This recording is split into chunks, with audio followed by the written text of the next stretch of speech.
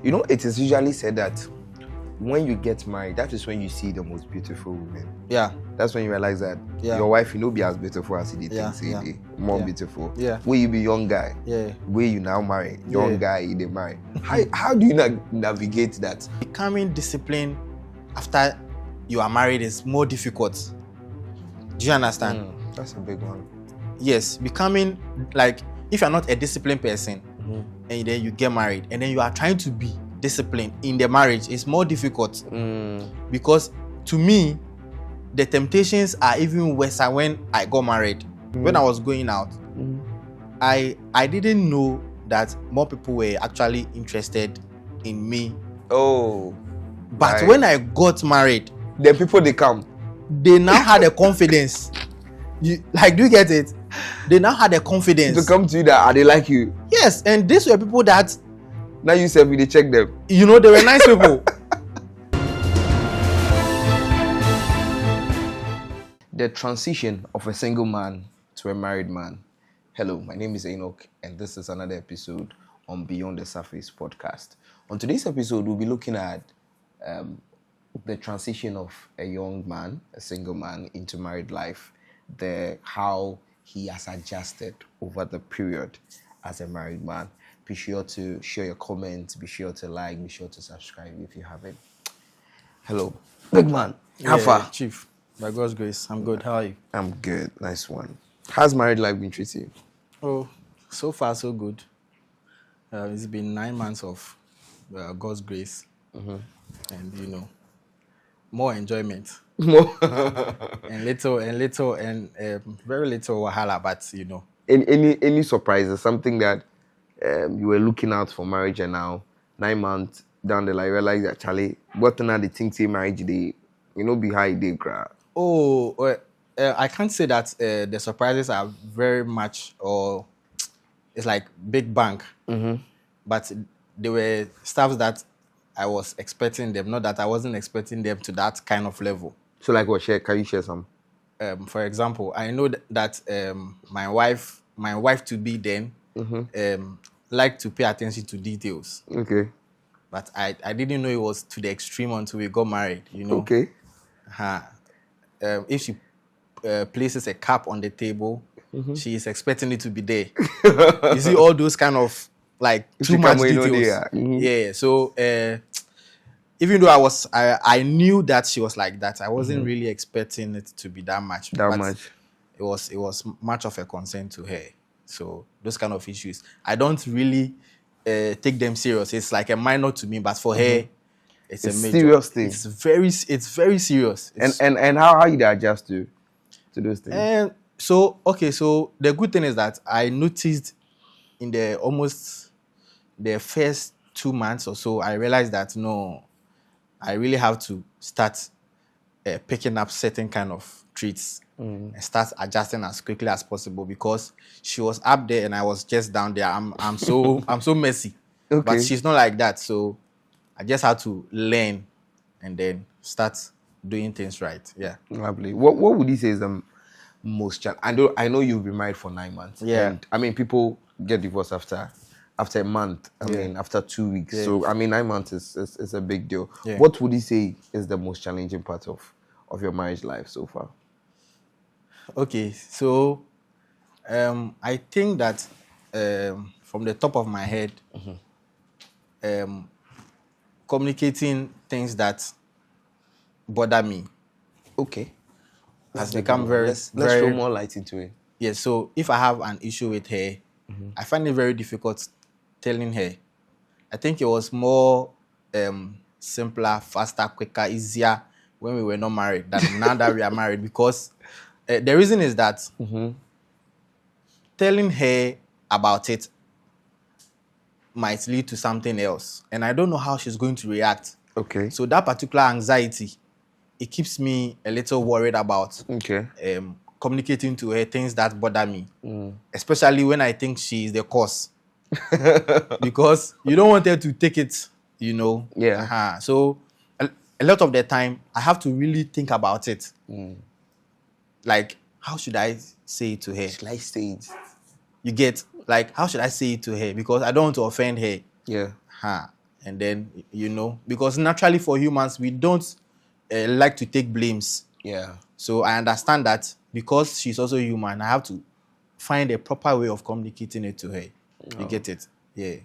So that is actually one of the challenges that I think that top of my head, because it's really a big thing for me. Yeah. So how do you, in events where eventually you'd have to communicate? Yes, certainly. And you communicate and there is some disagreement. How do you say? Because when you're dating there, Charlie, if disagreements come, everybody go in house. Yeah. This one you did there. Yeah. So if disagreements come, how do you manage those conflicts?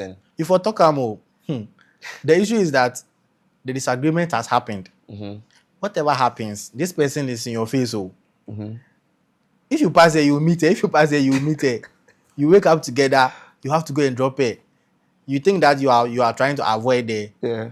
And then in the afternoon, she will check up on you, video call, text, or maybe a proper call.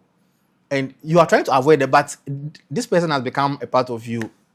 So you have to just find a way of. So what I have come to do and conclude as part of my behavior traits is that I will make sure that I don't let it go so lengthy. Like, for example, if it happened in the morning, by afternoon, when I'm checking up on her, I'll try and find a way of telling her about it before I come to pick her up from work in the evening.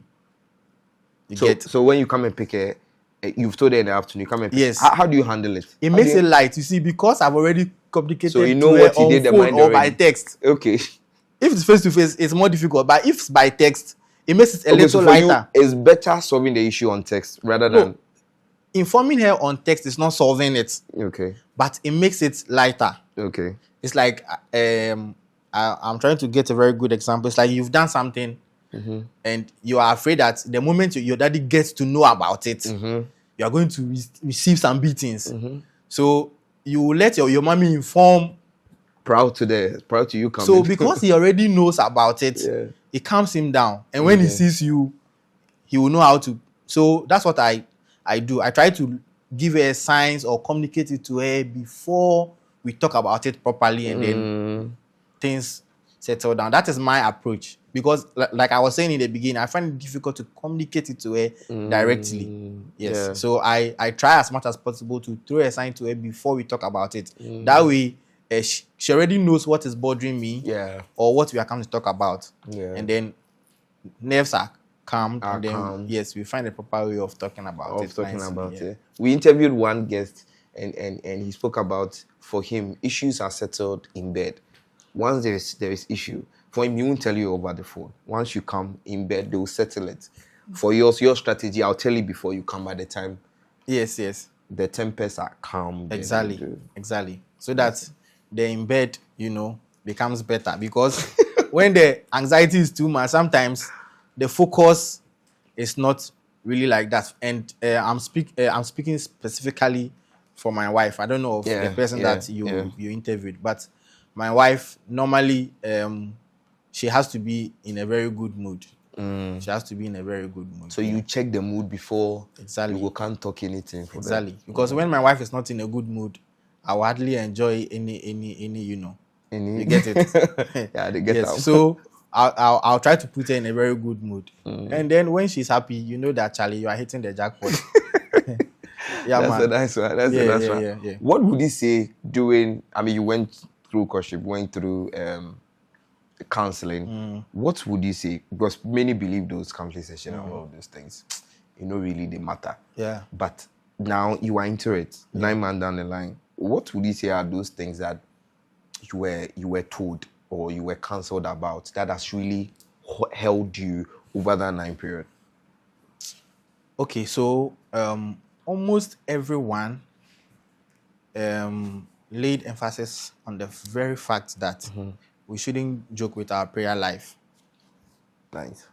We shouldn't joke with our prayer life. And so we realized that this don't joke with your prayer life was coming from almost everyone. Right. It came from the counselors. It comes from your siblings. It comes from your senior colleagues at work who are advising you about marriage. It comes from your parents. It comes from your role models, people that you speak to. Yeah. So we realized that this is something that we cannot cut away. Yeah. Whatever the circumstance, good or bad, we have to pray. Right. And so we have decided to make a prayer altar at our home. Wow, beautiful. And we pray. We make prayer a necessary tool for the marriage. So we try as much as possible. We put in effort to pray. And it is also a way of solving our issues. Sometimes we are not talking to each other, but because we have to because pray, it's time to pray. Nice one. You get it? Yeah, when you hold hands and pray,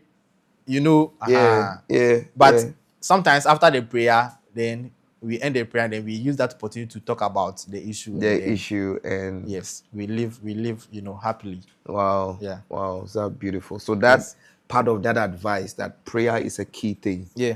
It actually really saved you. Yes. We have just decided not to take it out of even if the advices that you get from people, they are numerous. Some of them they will repeat. Some of them, so it's like you have to filter. Because it's a lot. It's a lot. And the one that kept coming was the prayer something. Sometimes you would want to believe that because we are Africans, we are very religious, so everybody will talk about pray. But when people are telling you to pray and they are telling you why you need to pray about it or about issues in your marriage, you realize that no, this is very important. And so we also decided that even if we forget everything, as for the prayer need, we will make it the root of like everything. Do you understand? So we pray, we make it it's like a conscious thing that we do. Yeah. We don't forget to pray. Yes. Nice one. It is usually said that when you get married, that is when you see the most beautiful women. Yeah. That's when you realize that your wife will not be as beautiful as he did. More beautiful. Yeah. Where you be young guy. Yeah. Where you now marry. Young guy, they marry. How do you navigate that? I mean, you've made a vow to stick to your wife. Because we first saw people start cheating even after a month, even after 2 weeks, even after a week. How do you navigate this two? Okay, I believe that two things: discipline and commitment. Great. Because show more light. Okay, so discipline is something that you try to establish before you get married. Right. You cannot try to be becoming disciplined after you are married is more difficult. Do you understand? That's a big one. Yes, becoming if you're not a disciplined person and then you get married and then you are trying to be disciplined in the marriage, it's more difficult. Because to me, the temptations are even worse when I got married. Oh, really? Yes. Share more. Throw more light on that. Show more light on it. So the temptation. Yes. When I was going out, I didn't know that more people were actually interested in me. Oh. But when I got married, the people they come. They now had a confidence. Do you get it? They now had a confidence to come to you that they like you. Yes, and these were people that now you said we check them. They were nice people. You get it? Yeah. So coming back to the discipline and commitment thing. I tried to be very disciplined when I was going out. I tried to remain faithful to this particular person, knowing that this is who I want to get married to. Yeah. And this is who I want to live life with. So I try to be very disciplined in all aspects. I'll be disciplined with work, attitude, everything. And then I just decided that I'll be committed to this particular person after the marriage. So the commitment was not really like that when we were dating. It's like I'm so committed to her. Even though I'll be committed to her, not to a full extent. But let me try to be disciplined, practice discipline. Yeah. Then when I get married to her, I'll try to be very, very committed. So now I am in the committed state. Yeah. So because I'm married, I'm trying to be very much committed to my wife. Yeah. So playing those two roles were very important to me. I just decided to be very disciplined, and then now the commitment is my hallmark. That is why many people say that Awaria is not remedy for Jamai. Yes. That if you are somebody that now ubo Jamai, you just change girls. Yes. As you did it, you get serious guy. Make you not think say the moment you settle down, the marriage, some spirits will come on you. Fact, all of a sudden. Fact. It means that because you decided that I'm going to be disciplined. Yes. For commitment 100%, they know because you don't know what the outcome of the relationship is. So because I decided I want to be very disciplined and stick to one woman. Yes. So because of that, now getting married, even though it's not easy, because you tried it before, it may come very easy. Exactly. But if it wasn't that, then all these people now they like you before we now they can't tell you say now I like you, would have been very, very Charlie. Woman never tell me say they like me before. Serious. Woman never tell me like, they will give you maybe green lights, Yeah. They will try to be friends with maybe you. Maybe the way they go show them about the But this time they never said it until you got married. Yeah. So the person will tell you that so you didn't know. You get it? Yes. Oh, really? So I'm telling you, the person, hey, so you didn't know all this while. And some of them, I personally even invited them to my wedding, to the ceremony. They saw it. And then months after, when they met me, they acted as if I didn't even invite them, and they didn't even know I was getting married. Ah, right. You know that. And it came to me as a surprise because some of them I didn't even see their green lights at all.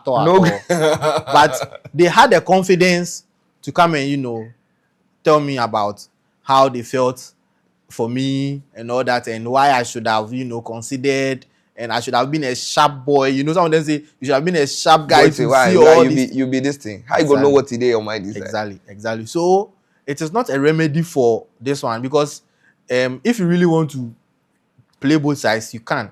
But you have to be committed to one person. That's how you can't do anything about it. You just have to be committed. Yes. Wow. You just have to be committed. Wow.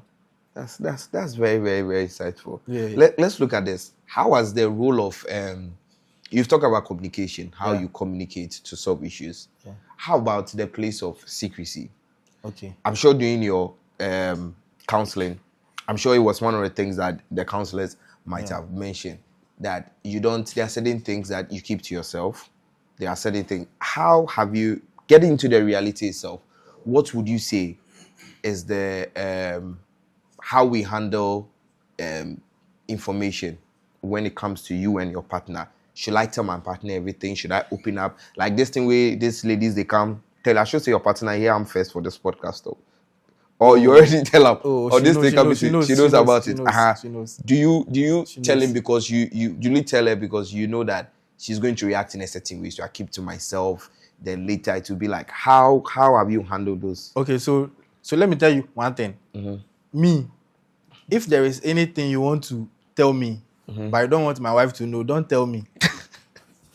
Okay. If there is anything at all that you want me to know, but you don't want my wife to know, don't tell me. Nice. And it's not my fault. Because even when we were dating, I used to tell almost everything.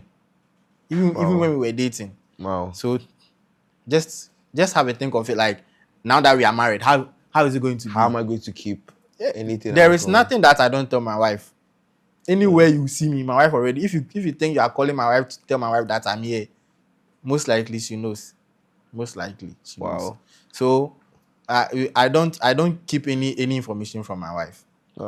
One thing I keep seeing over and over in our interviews is that everything you are doing now was because you were doing it when you were courting. Yeah. It just didn't start. Yes. Like commitment, you did do them already. Telling you did do them already. Yeah. So it then put out the point that what people say that whatever happens in a relationship is the larger thing that happens when you marry. Marriage, that's true. And you can agree. Yes, yes, I do. it. Even though people change, I will not prescribe or I will not advise that change people when you get married to them or something. I'm not for that. I think that there are a lot of people, just find someone that you want to live with or find a character trait that you like and marry the person. Don't see X and think that I can make the person a Y. Do you understand? So for me, someone I can speak to, someone I can give all the information to, someone I can gossip with when we were dating. Yeah. It's the same person I'm gossiping with now. Now that nothing really has changed. If you tell me something and you tell me that, Charlie, make you not tell your wife. Oh, I'll tell you that, forget. Forget. So my wife, she go know that one there. Or if you tell me, Charlie, this one, you are the only one I want to, I'll just tell you, Charlie, what's up? Do you still want to tell me? Because I'll not be the only. I'll not be the only one. I'll not be. So, yes. So, my wife, it wasn't intense. I didn't even know that it was like that. But along the way when we were dating, I realized that almost there is nothing that I haven't told this woman. Do you get it? I just realized it. Okay. So I even informed her consciously. Yes, it's like I've told you everything, no. Because sometimes I'm telling her the thing and then she'll tell me that You've already told her. I was like, I've told you everything, no. So that is when I realized that it was very difficult for me to keep stuff for myself without telling her. So you can just think of it now that we are married, dear Charlie. She knows everything, and it's like a reflection. Yeah. So she also tells me. I don't know if she tells me everything, but I trust that she tells me almost everything. Yeah. That's a good one. Yeah. Well, before we came on set, there was a discussion. Okay. That most marriages collapse because of sex. Okay. Whether bad sex or no sex at all. Okay. You are married now, 9 months into it. What's your view on it? Okay, so I think that personally for my marriage, I think I need the sex. I think that I need the sex even more than my wife. I'm not saying she doesn't need the sex, so she also but it's too much on my side than her. Okay. And so if God forbid our marriage is going to land on a divorce and the reason is going to be sex, maybe I'll be the one to complain. Okay. Maybe I'll be the one to complain. Because you're not getting it as you expect to get it. Yes. No, it's not like currently I'm not getting it. No, not that. Yes, I'm saying. Yes. Yeah. My wife, it's like if my wife is asking for maybe 2, I would have asked like 10. Do you get it? Yeah. And she doesn't mind giving it to you, but to initiate it, I initiate more than she does. That is what I think that will be a better this one. I initiate it more than she does. And it is also very important too. Because a lot of the things that we were not we were doing when we were not married, sex wasn't part. Do you understand? And so you cannot imagine that now that I've come to see your parents, my parents are now aware we are now married people, and what is it for? Because when we were not married, we were dating. So what would you say marriage has changed about you? Oh, okay. So marriage has changed a lot about me. Marriage has changed a lot about me, and it's for the good. And I like it that way because, first of all, I've become more focused. Okay. And I think that I've become more spiritual now than when I wasn't married. Right. So I don't know if you get it. Yeah. So apart from being focused, I've become more focused because now, even when I'm driving, and on my way somewhere, I know that there is somebody else home who is waiting for me. Or when I'm trying to take a decision, I know that somebody's praying for you. You can't mess up. So I've become more focused. At first, I was quite self-centered. Everything was just about me, me. But right now, I look around and there is someone very close to you, and you have to consider the person at least. So it doesn't breed selfishness and all that. Right. And then I've also become more spiritual. First, I like to go to church. I love God, but it was on an as a when basis. Once a while, there you go one. You get it. Okay. And when I'm tired of praying, I'm tired of praying. You sleep. Yeah. But right now, it's like when I'm tired of praying, somebody's awake praying. So you see, there's always a balance. Yeah. So the person will ginger you to also, on the days that you feel, I don't feel too good. I don't want to go to church. Somebody is already getting ready for church. So you must join So I've become more spiritual to marriage and more focused. And when it comes to finances as well, I think that my wife has been a blessing to me when it comes to finances, because I've been a better manager of my finances now. Now than you used to. Yes, that is on a very serious note, because my wife is not a waster, not at all.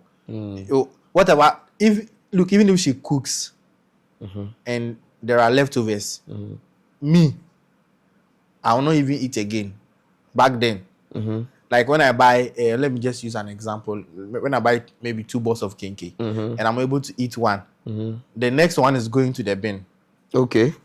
The next one, it's not like I'm doing to like I won't eat again. Of course. The next time I want to eat something else. I don't want to eat there. Yeah. My wife will keep it, and she's that kind of a person, and it has really saved us a lot, a lot. I wasn't paying attention to all those little details. Right. And then when I buy stuff, I don't bargain.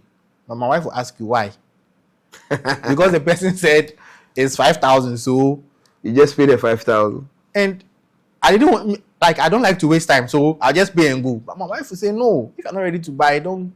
If you're ready to bargain, try and beat the price. So my wife is very tactical when it comes to financial management. And so she has been a blessing to me when it comes to that aspect too. I thought that I was a finance person, so no, it was just book things. But when it comes to living it, yeah, Charlie, this one has been a blessing to me. If you had the opportunity to do it again, do you think you would have married her earlier? All the time. If I knew you that marry early, cry. If you knew the benefits, way earlier. And the only thing is that I didn't really have the means to marry. Right. And let me tell you this, I was actually afraid of getting married because of circumstances and other marriages I had seen around me. Yeah. Until I met my wife. She was the only person who assured me that you can get married and be fine. Wow. Yes, because I may not, it might not be very appropriate for me to mention names, but there were many people that I saw their marriages and it got me scared. Got me scared of marriage. So yes, if you know me, if you really know me, you like my friends who know me back then, they'll know that Charlie, this guy is so much afraid of marriage, because it's one thing I don't even want to talk about. But when I met her, by the grace of God, she was able to give me a lot of assurance, not by saying, in her actions, by me observing her. I realized that no, this marriage thing will be good, and yes, she has lived up to expectation. Fantastic. Yeah. So, having seen all these blessings, as just opposing it to the misconceptions you had about marriage, what would you say to somebody? I know your old self is out there probably watching us, and also thinking that Charlie, marriage in there, don't mention marriage there. Me worry, I'm back one back. What would you say to that person? So get married. I would just advise like all of my guys, all of my guys, just get married, and don't be afraid of getting married, but be sure of the person you are getting married to. You know, because I cannot advise you to get married and then in about a month's time you come and say, Charlie, you say make I marry you, come see this. So be sure of the person you are getting married to. And because I was very skeptical about the person I was getting married to, and because I was a little scared, I was very careful in selecting. So in selecting your life partner, I think that you have to adapt the skill of being careful, so that you select a very good woman.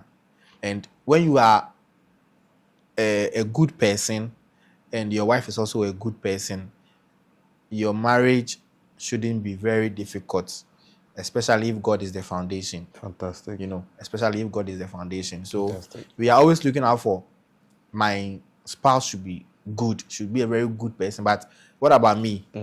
So if you want a good woman, try to be a good man. Fantastic. If you want a good man, you should also try to be a good woman. And then make God the foundation. I believe that you should be fine with marriage. It doesn't mean that you are not going to have problems, but you'll be fine. Fantastic. Yeah. So this has been a very educative session, even for myself.